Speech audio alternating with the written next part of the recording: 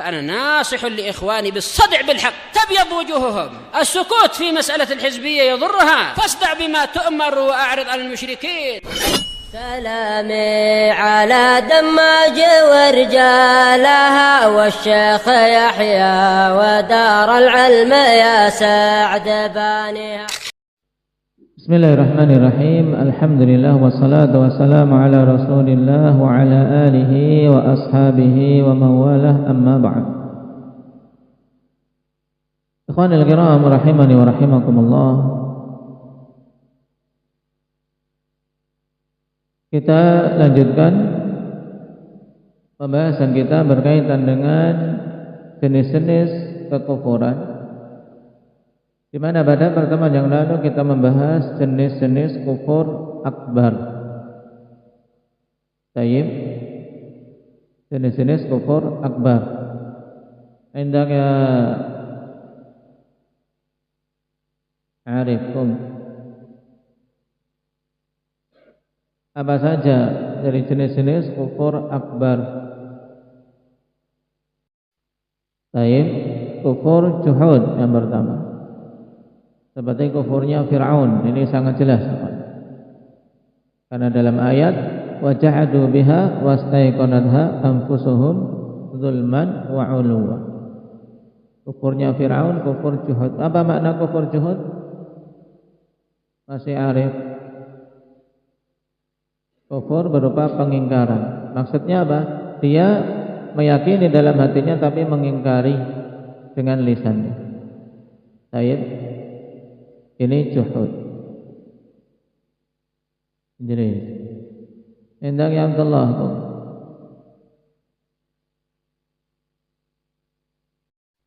Baik, kaitannya dengan kufur juhud yang ada pada orang-orang Yahudi. Kalau dalam ayat kan tentang Fir'aun dan kaumnya.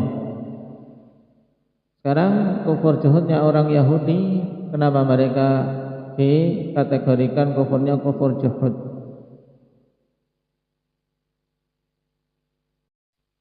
Nah, terkait orang Yahudi, akan ditambahkan di surat Al-Baqarah ayat 89. Falamma ja'ahum ma'arafu kafaru bih.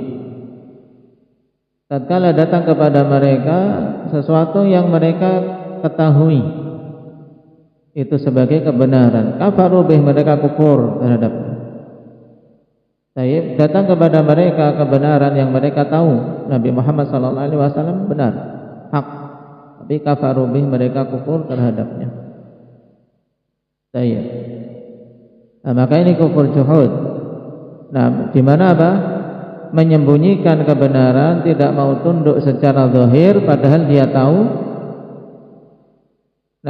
kebenarannya secara batin. Apa? Ini inti juhud, ya kan? Batinnya tahu itu benar, tapi zahirnya dia tidak mau tunduk, zahirnya mengingkari, menyimpan kebenaran, menyembunyikannya. Ini kufur juhud hakikatnya, seperti kufurnya Fir'aun dan kufurnya orang Yahudi. Nah, maka sangat dekat dengan takdzib, sehingga terkadang ikhwan, para ulama menyamakan ikhwan kufur juhud dan kufur takdzib. Nah, kufur pendustaan. Seperti dikatakan oleh Ibnul Qayyim, ikhwan, nah, in summiya hadza kufur takdzibin aidan fasahih idh huwa takdzibun bil lisan. Jadi seandainya kufur juhud dinamakan kufur takdzib, ini juga benar. Kenapa? Karena juhud itu kan takdzibun bil lisan. Saya mendustakan dengan lisannya walaupun hatinya meyakini. Jenis yang kedua apa? Endangnya Abdurrahman kisarankum.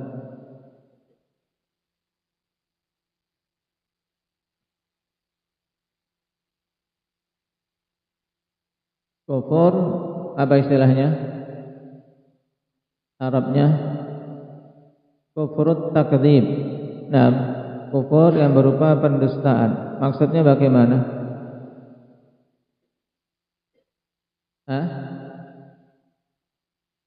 Meyakini dustanya para rasul. Tayyib. Sebagaimana ditegaskan Ibnul Qayyim, i'tiqadu kadzibir rusul. Nah, jadi hatinya meyakini Rasul itu dusta, dan juga apa? Perbuatannya mengingkari, mendustakan Rasul-Rasul yang diutus kepadanya. Nah, kufur takdzib ini ikhwan, di kalangan umat sedikit atau banyak? Baik. Nah, kufur takdzib ini ikhwan, di kalangan musuh-musuh para Rasul sedikit jumlahnya. Kenapa? Karena para Rasul kan sudah dibekali dengan bukti-bukti, sehingga mereka mau mendustakan secara batin itu sebenarnya tidak mungkin, karena batinnya apa?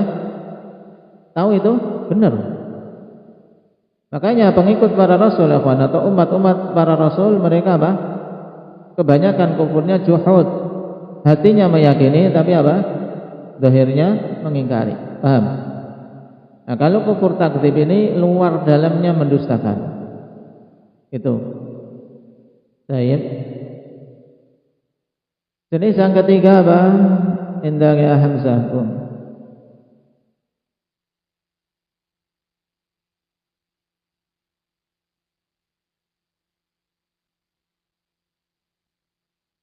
Kufur i'rad. Kufur i'rad itu bagaimana?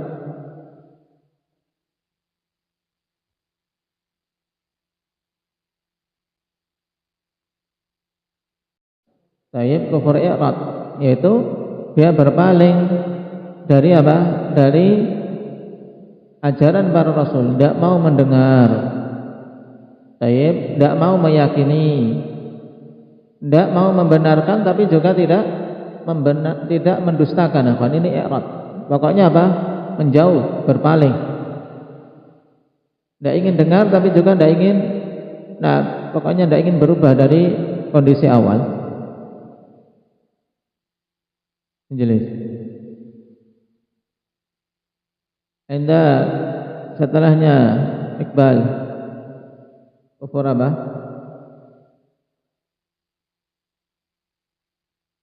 Kufur syak. Kufur syak itu maksudnya seorang ragu-ragu, taib dalam imannya, ragu-ragu tentang perkara yang diimani, tentang Allah ragu-ragu, atau tentang Rasul ragu-ragu benar atau salah, maka ini kufur. Taib. Nah,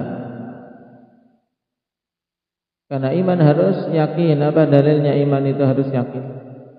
Tidak boleh ada keraguan padanya.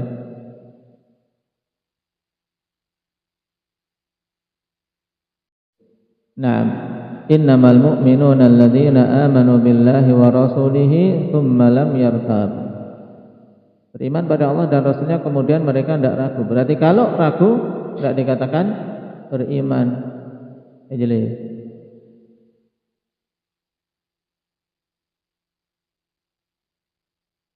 Baik. Dan di antara dalil yang menunjukkan keraguan-raguan ini menjadikan apa? Orang-orang kufar dimasukkan dalam neraka pada surat Qaf. Alqiya fi jahannama kulla kaffarin anid manna'in lil khairi mu'tadin murib. Ini sangat jelas. Karena sifat orang-orang kafir ini keraguan-raguan di antaranya.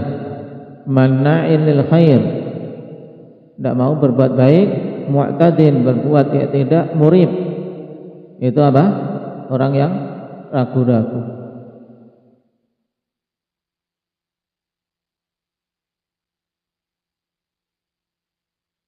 Dan faedah penting ikhwan, kufur syak ini tidak akan mungkin terus-terusan ada pada seorang kafir kecuali bersama dengan adanya i'rad.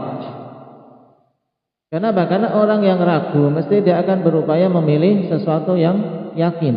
Masa orang terus-menerus rela dirinya ragu-ragu terus? Nah, kapan saja kok keraguan-raguan itu terus-menerus dia pertahankan, berarti dia apa? Terjatuh dalam i'rad. Paham? Berpaling mesti, paham? Orang ragu-ragu terus berarti dia tidak mau mencari, berarti dia i'rad. Makanya kata Ibnul Qayyim, hadza an-naw' minal kufri la yastamiru illa ma'al i'rad. Ya, kufur syak ini tidak akan mungkin terus-terusan ada pada seorang kafir kecuali bersama ada i'rad. ada berpaling.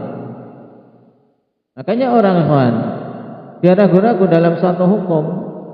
Nah kok terus ragu-ragu itu dia pertahankan, mesti dia berpaling, tidak mau mencari apa? Kebenaran, tidak mau mencari dalil. Kemudian yang lainnya apa? Endang ya Abdurrahman Anjay.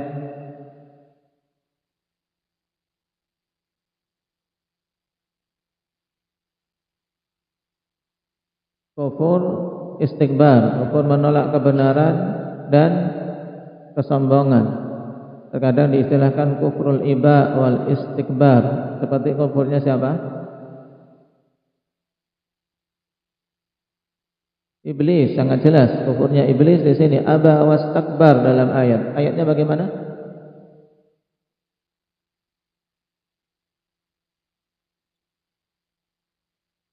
Tayyib, ahsan.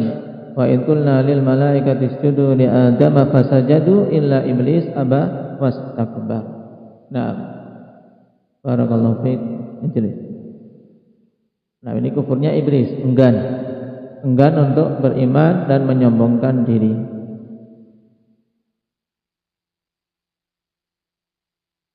Nah,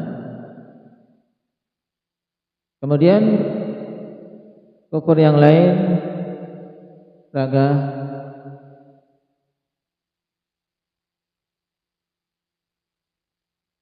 kufur bugh, kebencian. Seperti siapa? Orang-orang yang membenci Islam, sangat benci terhadap Islam. Taib, walaupun dia Muslim tapi kok membenci Islam, membenci kemenangan Islam. Nah, taib. Dan kufrul bugh ini akhwan lebih cenderung diarahkan kepada mereka-mereka yang Islam kemudian murtad dengan sebab itu.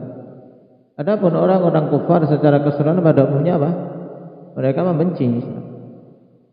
Maka pada beberapa jenis yang disebutkan ini akhwan terkadang ada tadakhul, ada masuk ke jenis yang lain.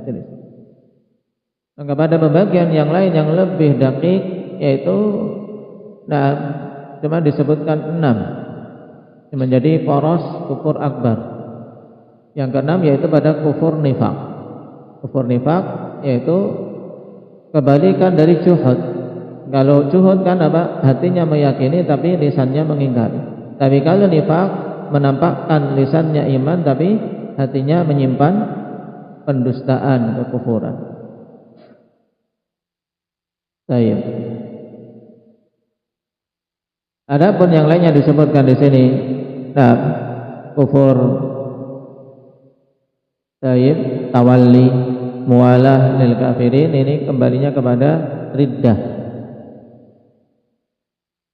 Kufur jahil juga masuk jenis sebagian akhwan memasukkan kufrul jahli gandengan dengan takdzib, kufrul jahli wa takdzib.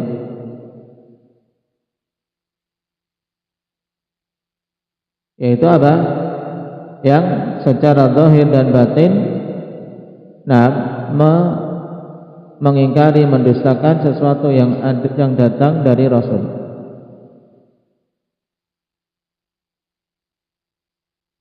Baik.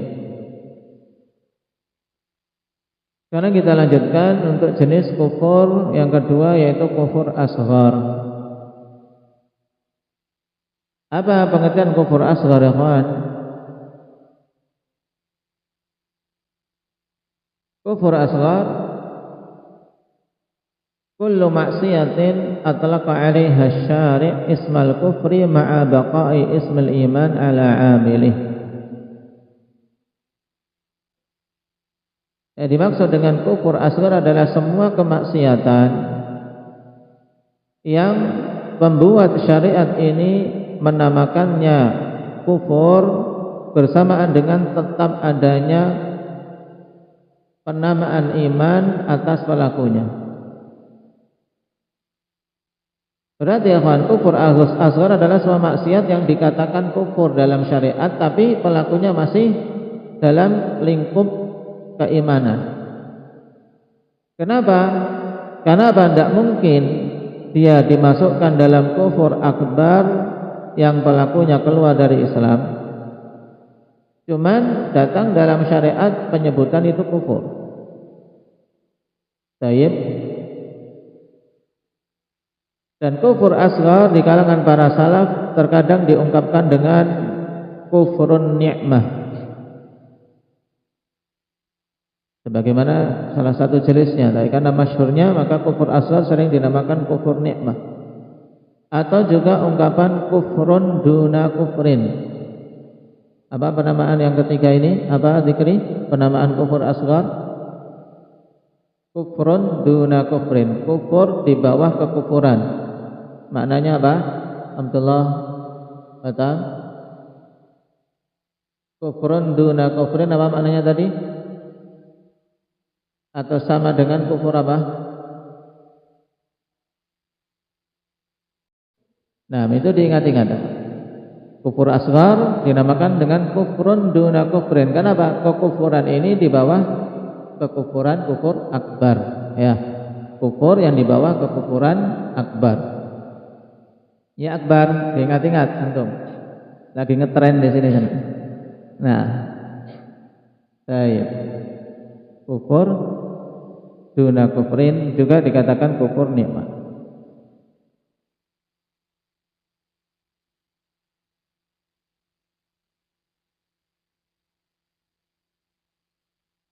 Dan dikatakan di sini anwa'ul kufril asghar, jenis-jenis kufur asghar. Yang pertama kufrun nikmah. Baik, kufur terhadap nikmah. Bahkan ini ya hakikat kufur asghar sebagaimana dikatakan Ibnul Qayyim, akhwan. Baik.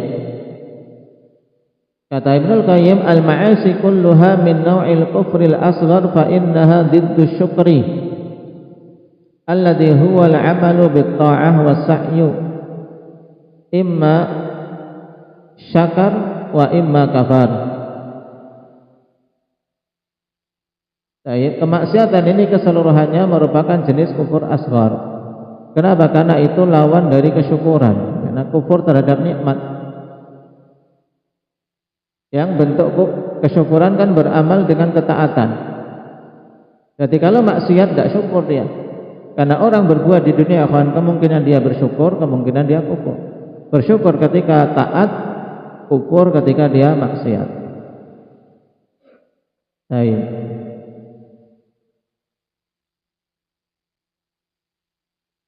Qala ta'ala la in syakartum la azidannakum wa la in kafartum inna adzabi lasyadid.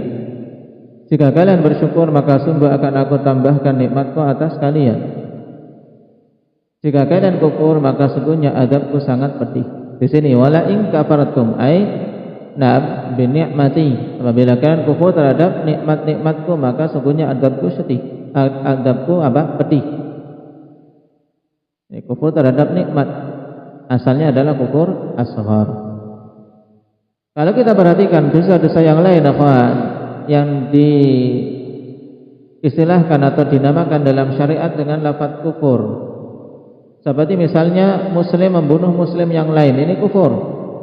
La tarji'u ba'di kuffara yatribu ba'dukum riqaba ba'din. Jangan kalian kembali pada kekufuran, sebagian kalian membunuh sebagian yang lain. Ini kufur asghar. Membunuh muslim, kufur asghar. Kenapa? Karena tidak mensyukuri nikmat apa? Muslim bunuh muslim yang lainnya, tidak mensyukuri nikmat apa? Syukran, nikmat ukhuwah. Demikian pula Nabi katakan sibabul muslimi kufrun wa qitaluhu kufrun. Membunuh muslim, sibabul muslimi fusuqun wa qitaluhu kufrun. Mencaci muslim itu kefasikan, membunuhnya merupakan bentuk kekufuran. Kufur asghar atau akbar? Asghar. Kenapa? Kufur nikmat.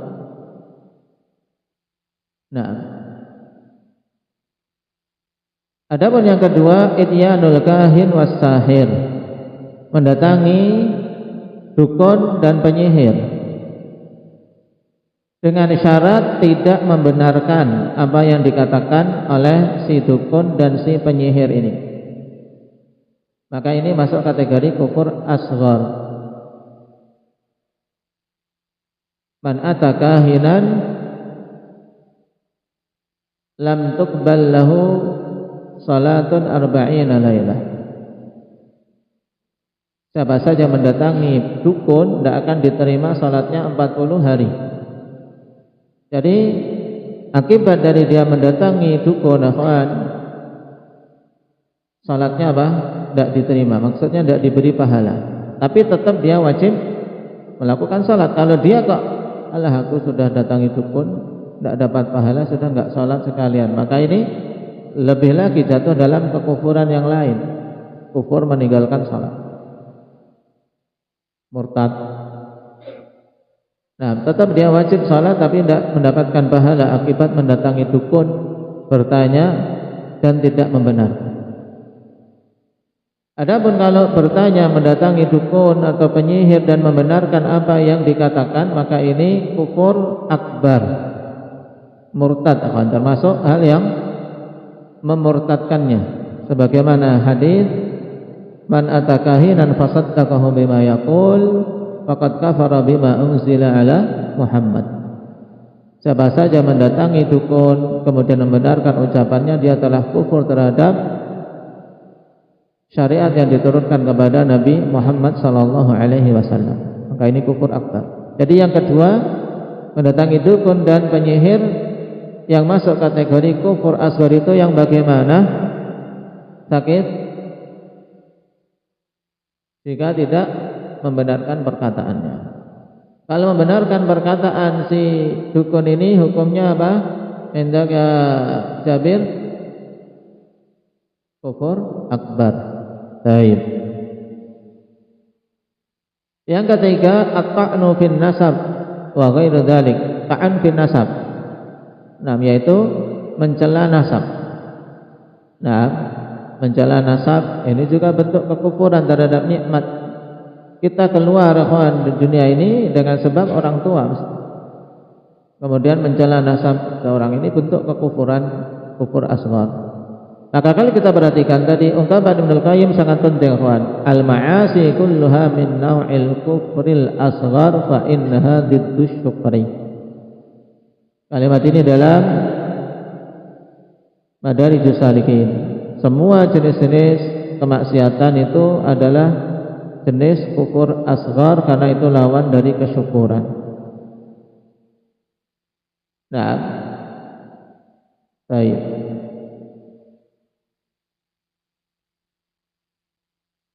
Seorang wanita yang tidak mensyukuri suaminya itu juga apa? Dikatakan jatuh dalam kekufuran, kufur asghar. Baik.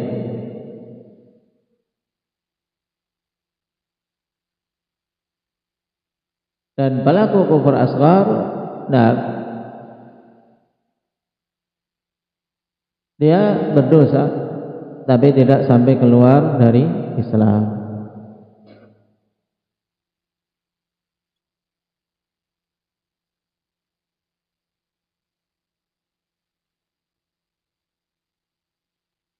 Kemudian akhwan, faedah berkaitan dengan kufur. Kalau kita dapati nas-nas dalam Alkitab dan Sunnah, baik, disebutkan kufur secara mutlak, maka yang dimaksud adalah kufur akbar. Kecuali kalau kemudian datang penjelasan kalau kufur itu tidak mengeluarkan dari Islam. Makanya ketika Rasulullah mengatakan, nah, uritun nar fa idza aktsaru ahlihan nisa yakfurna, aku diperlihatkan neraka dan ternyata mayoritas penghuninya adalah para wanita yakfurna, yang mereka itu kufur. Maka para sahabat langsung memahami kufur akbar. Ayakfurna billah, apakah mereka kufur kepada Allah? Langsung. Kenapa? Kufur kalau disebutkan mutlak dalam nas-nas syar'i maka diarahkan kepada kufur akbar, ini pada asalnya. Sampai datang dalil yang lain yang menunjukkan bahwasanya maksudnya adalah kufur asghar. Makanya dalam hadis tersebut Nabi jelaskan bukan maksudnya kufur akbar, tapi yakfurnal ashir, mereka kufur terhadap kebaikan suaminya. Oh, berarti maksud Nabi di sini kufur asghar. Baik.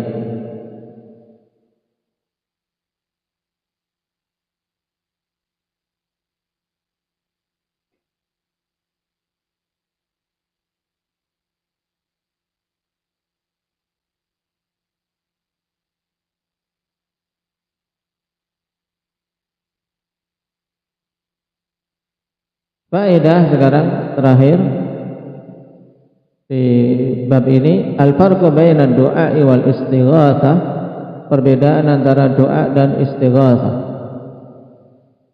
Anna du'a amun fi jami'il ahwal, amal istighatsatu fa fi syada'id.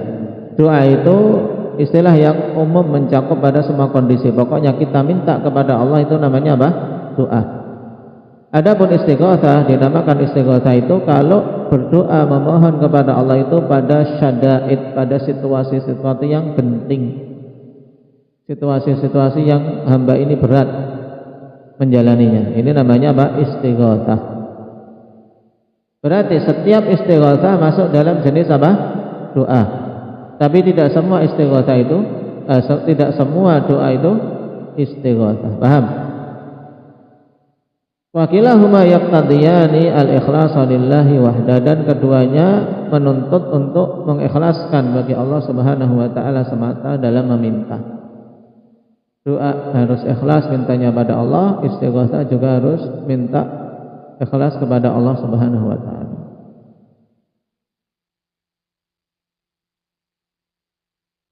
Nah, barakallahu fiikum, naktahi bihadza walhamdulillah.